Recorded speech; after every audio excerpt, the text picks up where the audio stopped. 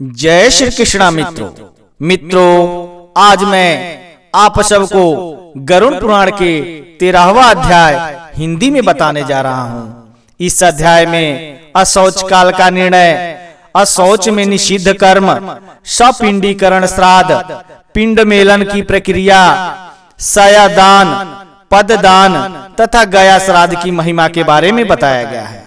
मित्रों, हिंदू धर्म के वेद पुराण में गरुड़ पुराण एक है। गरुड़ पुराण हिंदू धर्म में मृत्यु के बाद सद्गति प्रदान करने वाला है। इसलिए मृत्यु के बाद गरुड़ पुराण की कथा के श्रवण का प्रावधान है। इस पुराण में मनुष्य को पाप कर्मों से बचने का प्रावधान बताया गया है। इस गरुड़ पुराण के अधिष्ठात्री देव भगवान विष्णु माने जाते हैं। भगवान विष्णु तथा गरुड़ के संवाद में गरुड़ पुराण पापी मनुष्यों की इस लोक तथा प्रलोक में होने वाली दुर्गति का वर्णन 10 गात्र के पिंडदान से यातना देह का निर्माण के बारे में बताया गया है। इसलिए यह गरुड़ पुराण हमें सत्कर्मों को करने के लिए प्रेरित करता है। इसमें भक्ति, ज्ञान, वैराग्य, सदाचार, निष्काम कर्म की महिमा के साथ यज्ञ, दान, तप, तीर्थ आदि शुभ कर्मों में व्यक्ति को प्रवृत्ति करने के लिए अनेक अलौकिक और परलौकिक फलों का वर्णन किया गया है। मित्रों, अगर आप इस चैनल पर नए हैं और अभी तक आप इस चैनल के पिछले 12 अध्याय नहीं देखे हैं और आप इस चैनल को सब्सक्राइब नहीं किए हैं, तो प्लीज इस चैनल को सब्सक्राइब कर लीजिए और बेल आइकन को दबा लीजिए ताकि आने वाले अगले भाग का नोटिफिकेशन आप सबको सबसे पहले मिल जाए और आप इसका लाभ प्राप्त कर सकें। आइए अब शुरू करते हैं गरुड़ पुराण का 13वां अध्याय। मित्रों, गरुड़ जी ने कहा, हे प्रभु, सपिंडन की विधि, सूतक का निर्णय और सयादान तथा पददान की सामग्री एवं उनकी महिमा के विषय में कहिए। गरुड़ जी के कहने पर श्री भगवान ने कहा, हे ताक्षर्य, सपिंडीकरण आदि संपूर्ण क्रियाओं के विषय में मैं तुमसे बतलाता हूँ, जिसके द्वारा मृत प्राणी प्रेत नाम को छोड़कर पितृगण में प्रवेश करता है, उसे सुनो। जिनका पिंड रुद्र स्वरूप पितामह आदि के पिंडों में नहीं मिला दिया जाता, उनको पुत्रों के द्वारा दिए गए अनेक प्रकार के दान प्राप्त नहीं होते। उनका पुत्र भी सदा शुद्ध रहता है, कभी शुद्ध नहीं होता, क्योंकि सपिंडीकरण के बिना सूतक की निवृत्ति अर्थात समाप्ति नहीं होती। इसलिए पुत्र के द्वारा सूतक के अंत में सपिंडन किया जाना चाहिए। मैं सभी के लिए सूतक कांत का यथोचित काल कहूँगा। ब्राह्मण 10 दिन में, क्षत्रिय 12 दिन में, वैश्य 15 दिन में और शूद्र 1 मास में शुद्ध होता है। प्रेत संबंधी सूतक में सपिंडी 10 दिन में शुद्ध होता है। शकुल्या यानी कुल के लोग 3 रात में शुद्ध होते हैं और गोत्रज स्नान मात्र से शुद्ध हो जाते हैं। चौथी पीढ़ी तक के बांधव 10 रात में, 5वीं पीढ़ी के लोग 6 रात में, 6ठी पीढ़ी के 4 दिन में और 7वीं पीढ़ी के 3 दिन में, 8वीं पीढ़ी के 1 दिन में, 9वीं पीढ़ी को दोपहर में तथा 10वीं पीढ़ी के लोग स्नान मात्र से, मरण शौच और जननाना शौच से शुद्ध हो जाते हैं। देशांतर में गया हुआ कोई व्यक्ति अपने कुल के जनना शौच या मरणा शौच के विषय का समाचार 10 दिन के अंदर सुनता है, तो 10 रात्रि बीतने में जितना समय शेष रहता है उतने समय के लिए उसे अशौच होता है। 10 दिन बीत जाने के बाद और 1 वर्ष के पहले तक ऐसा समाचार मिलने पर 3 रात तक अशौच रहता है। संवत्सर अर्थात 1 वर्ष बीत जाने पर समाचार मिले तो स्नान मात्र से शुद्धि हो जाती है। मरणा शौच के आदि के 2 भागों में बीतने के पूर्व अर्थात 6 दिन तक यदि कोई दूसरा शौच आ पड़े तो आधा शौच की निवृत्ति के साथ ही दूसरे शौच की भी निवृत्ति अर्थात शुद्धि हो जाती है। किसी बालक की दांत निकलने से पूर्व मृत्यु होने पर सदह अर्थात उसके अंतिम संस्कार के बाद स्नान करने पर, चूड़ाकरण अर्थात मुंडन हो जाने पर, 1 रात, व्रत बंधन होने पर 3 रात और व्रत बंधन के पश्चात मृत्यु होने पर 10 रात का शौच होता है। जब किसी भी वर्ण की कन्या की मृत्यु जन्म से लेकर 27 मास की अवस्था तक हो जाए तो सभी वर्णों में समान रूप से सदा अशौच की निवृत्ति हो जाती है। इसके बाद बगदान पर्यंत 1 दिन का और इसके बाद अथवा बिना बगदान के भी सयानी कन्याओं की मृत्यु होने पर 3 रात्रि की अशौच होता है। यह निश्चित है। बगदान के अनंतर कन्या की मृत्यु होने पर पितृकुल और वरकुल दोनों को 3 दिन का तथा कन्यादान हो जाने पर केवल पति के कुल में अशौच होता है। 6 मास के अंदर गर्भावस्था में हो जाने पर जितने माह का गर्भ होता है उतने ही दिनों में शुद्धि होती है। इसके बाद अर्थात 6 माह के बाद गर्भावस्था हो तो उस स्त्री को अपनी जाति के अनुरूप अशौच होता है। गर्भपात होने पर सपिंड की सदह यानी स्नानोत्तर शुद्धि हो जाती है। कलयुग में जनना शौच और मरणा शौच से सभी वर्णों की 10 दिन में शुद्धि हो जाती है, ऐसा शास्त्र का निर्णय है। मरणा शौच में आशीर्वाद, देव पूजन, प्रत्युत्थान अर्थात आगंतुक के स्वागतार्थ उठना, अभिवादन, पलंग पर शयन अथवा किसी अन्य का स्पर्श नहीं करना चाहिए।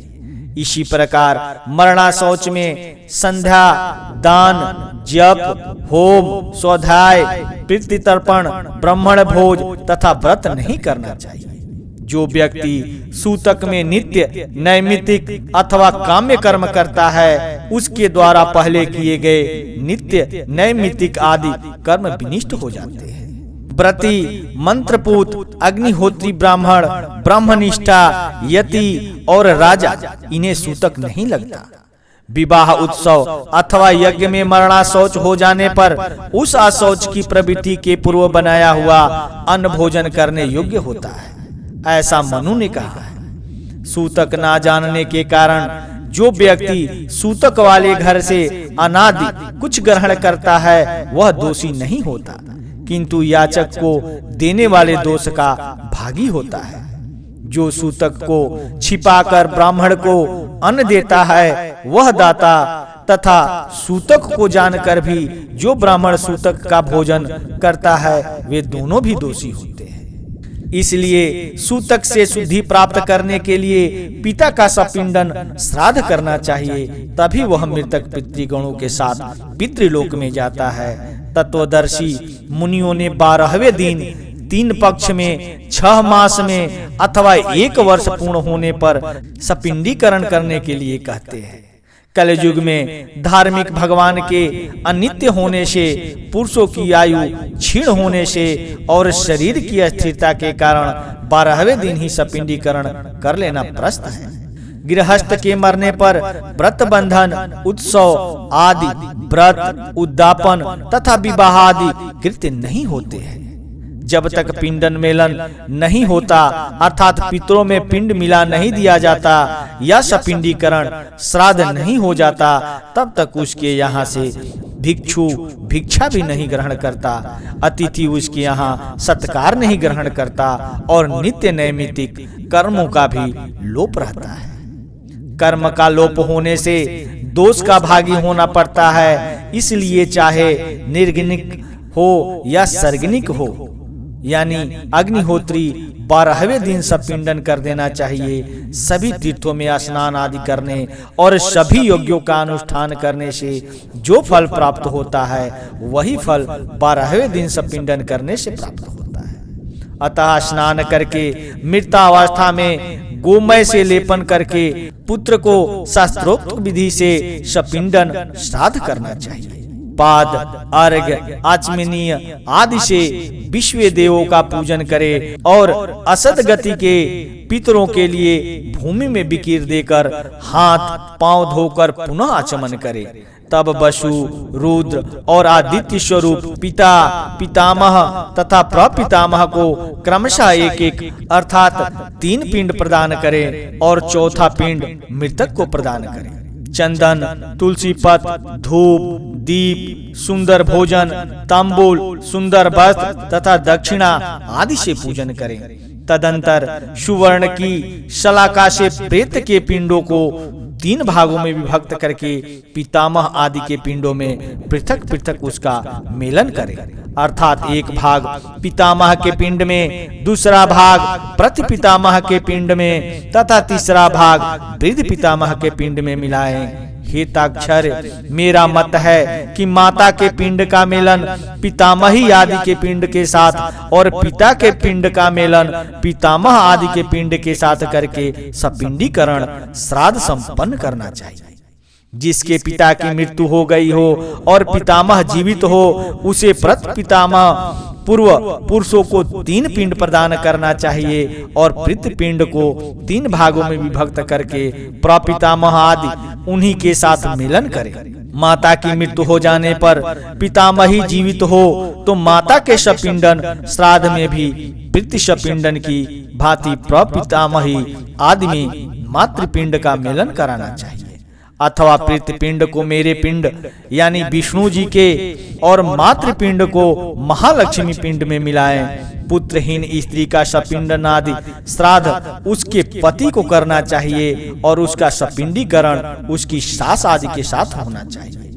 एक मतानुसार विधवा स्त्री का सपिंडन करण पति, ससुर और वृद्ध ससुर के साथ करना चाहिए। हेताक्षर, यह मेरा मत नहीं है। विधवा स्त्री का सपिंडन पति के साथ होने योग्य है। हे काश्यप, यदि पति और पत्नी एक ही चिता पर आरूढ़ हुए हो तो तृण के बीच में रखकर ससुर आदि के पिंड के साथ ही स्त्री का पिंड का मेलन कराना चाहिए।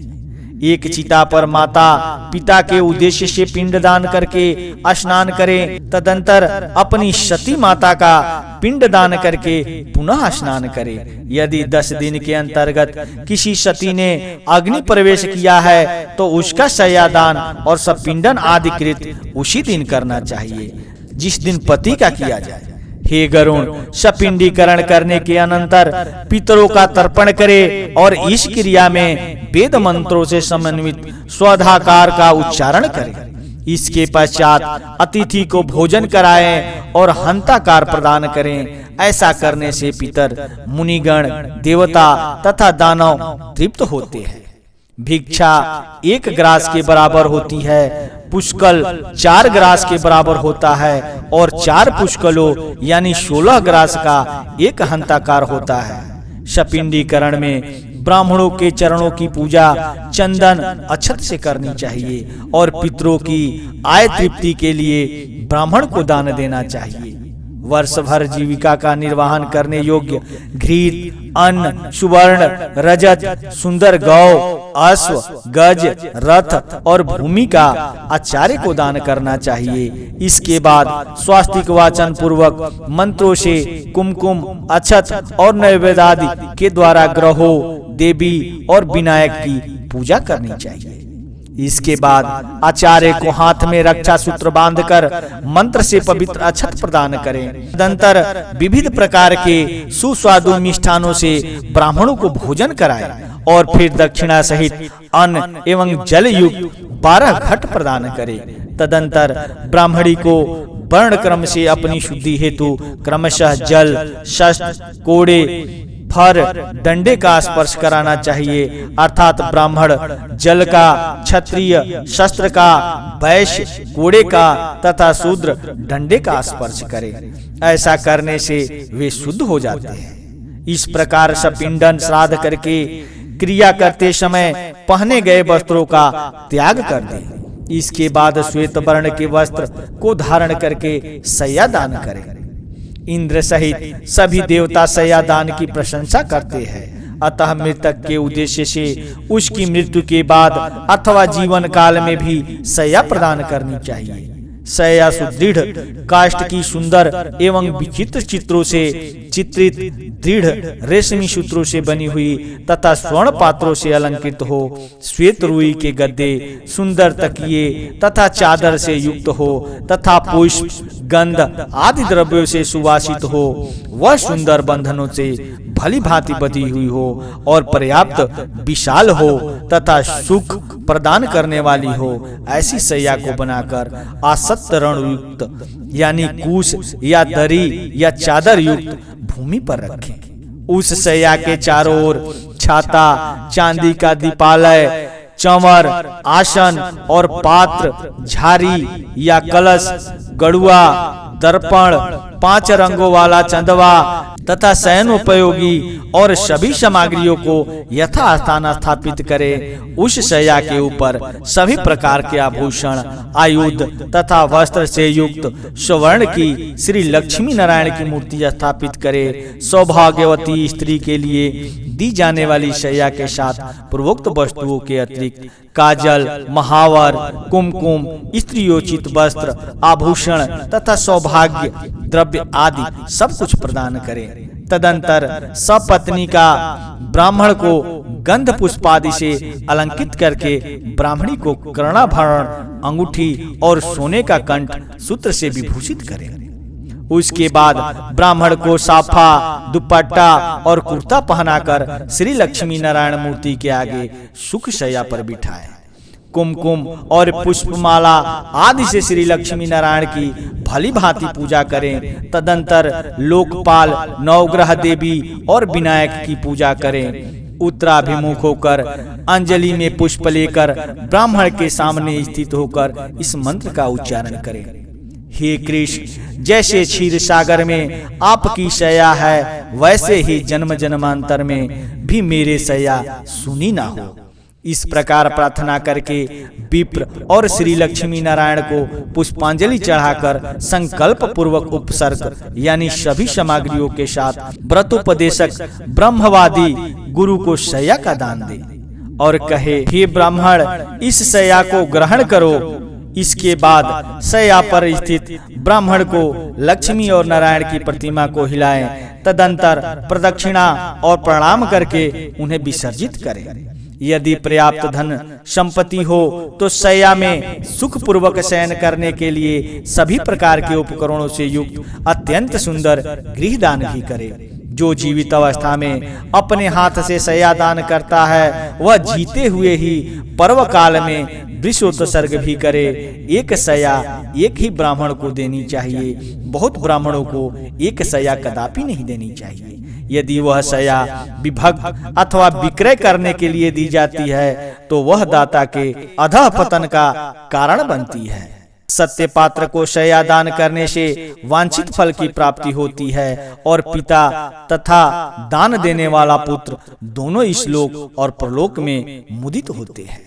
शैया दान के प्राप्त से दाता दिव्य इंद्रलोक में अथवा सूर्य पुत्र यम के लोक में पहुंचता है, इसमें संशय नहीं है। श्रेष्ठ विमान पर आरूढ़ होकर अप्सरा गणों से सेवित दाता प्रलय पर्यंत अंत का रहित होकर स्वर्ग में स्थित रहता है। सभी तीर्थों में तथा सभी पर्व दिनों में जो भी पुण्य कार्य किए जाते हैं, उन सभी से अधिक पुण्य शैया दान के द्वारा प्राप्त होता है। इस प्रकार पुत्र को शैया दान करके पद दान देना चाहिए। पद दान के विषय में मैं तुम्हें यथावत बतलाता हूँ, सुनो। छाता, जूते, वस्त्र, अंगूठी, कमंडलु, आसन तथा पंचपात्र, ये 7 वस्तुएं पद कही गई है। दंड, ताम्रपत्र, अम्मान यानी कच्चा अन्न, भोजन, अर्घपात्र और यज्ञोपवीत को मिलाकर पद की संपूर्णता होती है। इस प्रकार शक्ति के अनुसार 13 पददानों की व्यवस्था करके 12वें दिन 13 ब्राह्मणों को पददान करना चाहिए। इस पददान से धार्मिक पुरुष सद्गति को प्राप्त होते हैं। यम मार्ग में गए हुए जीवों के लिए पददान सुख प्रदान करने वाला होता है। वहाँ यम मार्ग में अत्यंत प्रचंड आतप होता है, जिससे अमनुष्य जलता है। छाता दान करने से उसके सिर पर सुंदर छाया हो जाती है। जो जूता दान करते हैं वे अत्यंत कंकड़ील यमलोक के मार्ग में अश्व पर चढ़कर जाते हैं। हे खेचर, वहाँ यम मार्ग में शीत, गर्मी और वायु से अत्यंत घोर कष्ट मिलता है। वस्त्रदान के प्रभाव से जीव सुख पूर्वक उस मार्ग को तय कर लेता है। यम के मार्ग में महाभयंकर और विकराल तथा काले और पीले वर्ण के यमदूत मुद्रिका प्रदान करने से जीव को पीड़ा नहीं देते। कमंडलू का दान करने से अत्यंत धूप से परिपूर्ण, वायु रहित और जल विहीन यम मार्ग में जाने वाला वह प्यासा जीव प्यास लगने पर जल पीता है। मृत व्यक्ति के उद्देश्य से जो ताम्र का जल पात्र देता है उसे 1000 प्रपदान का फल प्राप्त होता है। ब्राह्मण को समयक रूप से आसन और भोजन देने पर यम मार्ग में चलता हुआ जीव धीरे धीरे सुख पूर्वक पथेय यानी भोज्य पदार्थों का उपभोग करता है। इस प्रकार सपिंडन के दिन विधि पूर्वक दान दे करके बहुत से ब्राह्मणों को तथा चंडाल आदि को भी भोजन देना चाहिए। इसके बाद वर्ष के पूर्व ही 12वें दिन सपिंडन करने पर भी प्रत्येक मास जल कुंभ और पिंड दान करना चाहिए। हे खग, प्रेत कार्य को छोड़कर अन्य किसी कर्म का पुनः अनुष्ठान नहीं किया जाता, किंतु प्रेत की अक्षय तृप्ति के लिए पुनः पुनः पिंडदान आदि करना चाहिए। अतः मैं विशेष तिथि पर मृत्यु होने वाले जीव के मासिक, वार्षिक और पाक्षिक श्राद्ध के विषय में कुछ विशेष बात कहूँगा। पूर्णमासी तिथि पर जो मरता है उसका उनमासिक श्राद्ध चतुर्थी तिथि को होता है, और जिसकी मृत्यु चतुर्थी तिथि को हुई है उसका उनमासिक श्राद्ध नौमी तिथि को होता है। नौमी तिथि को जिसकी मृत्यु हुई है उसका उनमासिक श्राद्ध रिक्ता तिथि चतुर्दशी को होता है। इस प्रकार पाक्षिक श्राद्ध 20वें दिन करना चाहिए। यदि एक ही मास में 2 संक्रांतियां हो तो 2 महीनों का श्राद्ध मलमास में ही करना चाहिए। यदि एक ही मास में 2 मास हो तो उस मास के ही वे दोनों पक्ष और वे 30 तिथियां उन दोनों महीनों को मानी जाएगी। मलमास में पड़ने वाले उन दोनों मासों के मासिक श्राद्ध के विषय में विद्वानों को यह व्यवस्था सोचनी चाहिए कि श्राद्ध तिथि के दिन पूर्वार्ध में प्रथम मास का श्राद्ध करें और द्वितीयार्ध में दोपहर के बाद दूसरे मास का श्राद्ध करें। हे खग, संक्रांति रहित मास यानी मलमास में भी सपिंडीकरण तथा मासिक और प्रथम वार्षिक श्राद्ध करना चाहिए। यदि वर्ष पूर्ण होने के मध्य में अधिमास आता है तो 13 महीने पूर्ण होने के अनंतर प्रेत का वार्षिक श्राद्ध करना चाहिए। संक्रांति रहित मास में पिंड रहित श्राद्ध यानी आम श्राद्ध और संक्रांति युक्त मास में पिंड युक्त श्राद्ध करना चाहिए। इस प्रकार प्रथम वार्षिक श्राद्ध को यानी मलमास तथा उसके बाद आने वाले शुद्ध मास 13वें मास दोनों ही मासों में करना चाहिए। इस प्रकार वर्ष पूर्ण होने पर वार्षिक श्राद्ध करना चाहिए और वार्षिक श्राद्ध की तिथि को विशेष रूप से ब्राह्मणों को भोजन कराना चाहिए। 1 वर्ष पूर्ण हो जाने पर श्राद्ध में हमेशा 3 पिंड दान करना चाहिए। एको दृष्टि श्राद्ध नहीं करना चाहिए, ऐसा करने वाला पितृघातक होता है। तीर्थ श्राद्ध, गया श्राद्ध तथा गच्छाजय युग में युगादि तिथियों तथा ग्रहों में किए जाने वाले पितृश्राद्ध वर्ष के अंदर नहीं करने चाहिए। हे खगेश्वर, पितृभक्ति से प्रेरित होकर पुत्र को 1 वर्ष के अनंतर ही गया श्राद्ध करना चाहिए। गया श्राद्ध करने से पितर भव सागर से मुक्त हो जाते हैं और भगवान गदाधर की कृपा से वे परम गति को प्राप्त होते हैं। गया के विष्णु पद तीर्थ में तुलसी की मंजरी से भगवान विष्णु की पादुका का पूजन करना चाहिए और उसके अलावा आदि तीर्थों में यथाक्रम पिंड दान करना चाहिए। जो व्यक्ति गया सिर में शमी के पत्ते के समान प्रमाण वाले पिंड को देता है वह 7 गोत्रों के अपने 101 पुरुषों का उद्धार करता है। कुल को आनंदित करने वाला जो पुत्र गया में जाकर श्राद्ध करता है पितरों को तुष्टि देने के कारण उसका जन्म सफल हो जाता है। हे खगेश्वर, यह सुना जाता है कि देव पितरों ने मनु के पुत्र शिवाकु को कलापवन में यह गाथा सुनाई थी, क्या हमारे कुल में ऐसा कोई सन्मार्गगामी पुत्र होगा जो गया में जाकर आदर पूर्वक हम लोगों को पिंड प्रदान करेगा। हे ताक्षर, इस प्रकार जो पुत्र पितरों को आमुष्मिक परलोक संबंधी क्रिया करता है वह सुखी होकर कौशिक के 7 पुत्रों की कथा मत्स्य पुराण, हरिवंश पुराण तथा पद्म पुराण आदि में विस्तार से दी गई है, उसे जानना चाहिए। कौशिक के पुत्रों की भांति मुक्त हो जाता है। हेताक्षर भारद्वाज के 7 पुत्र प्रीति श्राद्ध के हेतु गोवध करके भी 7 जन्म परंपराओं को भोग करके पितरों के प्रसाद से मुक्त हो गए। कौशिक के वे 7 पुत्र प्रथम जन्म में दशारण देश में 7 व्याधों के रूप में उत्पन्न हुए थे। इसके बाद अगले जन्म में वे कालंजर पर्वत पर मृग के रूप में उत्पन्न हुए। फिर शरद्वीप में चक्रवात के रूप में उनकी उत्पत्ति हुई। अगले जन्म में मानसरोवर में हंस के रूप में उत्पन्न हुए। वे ही कुरुक्षेत्र में वेद पारंगामी ब्राह्मण के रूप में उत्पन्न हुए और पितरों के प्रति भक्ति भाव रखने के कारण वे ब्राह्मण पुत्र मुक्त हो गए। इसलिए पूरे प्रयत्न से मनुष्य को पितृभक्त होना चाहिए। पितृभक्ति के कारण मनुष्य इस लोक तथा प्रलोक में भी सुखी होता है। हे ताक्षर, यह सब अवधर दैवी क्रिया हमने तुमसे कही। यह कृत्य पुत्र की कामना को पूर्ण करने वाला, पुण्य प्रदान तथा पिता को मुक्ति प्रदान करने वाला है। जो कोई निर्धन मनुष्य भी इस कथा को सुनता है वह भी पाप से मुक्त होकर पितरों के निमित्त दिए जाने वाले दान का फल प्राप्त करता है। जो मनुष्य मेरे द्वारा कहे गए श्राद्धों एवं दानों को विधि पूर्वक करता है और गरुड़ पुराण की कथा को सुनाता है, उसके फल को सुनो। पिता उसको सतपुत्र प्रदान करता है, पितामह उसे गोधन देता है, उसके प्रति पितामह उसके प्रपितामह उसके बहुविधि धन संपत्ति प्रदान करते हैं और वृद्ध पितामह तृप्त होकर विपुल अन्न आदि प्रदान करते हैं। इस प्रकार श्राद्ध से तृप्त होकर सभी पितर पुत्र को वांछित फल देते हैं और धर्म मार्ग से धर्मराज के प्रसाद में जाकर वे धर्मराज की सभा में आदर पूर्वक विराजमान रहते हैं।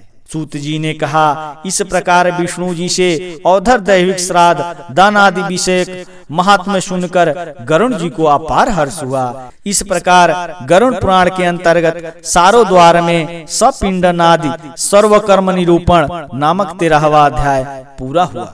मित्रों, मुझे आशा है कि आप सबको गरुड़ पुराण का 13वां अध्याय अच्छी तरह से समझ आ गया होगा। मित्रों, अगर आप सबको अच्छा लगा हो तो प्लीज इस चैनल को सब्सक्राइब करके एक लाइक जरूर कर देना और बेल आइकन को दबाना ना भूलना, क्योंकि मैं इस चैनल पर रेगुलर बेस पर हिंदू सनातन धर्म से जुड़ी व्रत त्योहार, पूजा पाठ और वेद पुराणों में वर्णित सिद्ध चमत्कारी मंत्रों के वीडियो रेगुलर बेस पर लेकर आता रहता हूँ, जिसका नोटिफिकेशन आप सबको सबसे पहले मिले और आप इसका लाभ प्राप्त कर सके। तब तक के लिए इतना ही, धन्यवाद।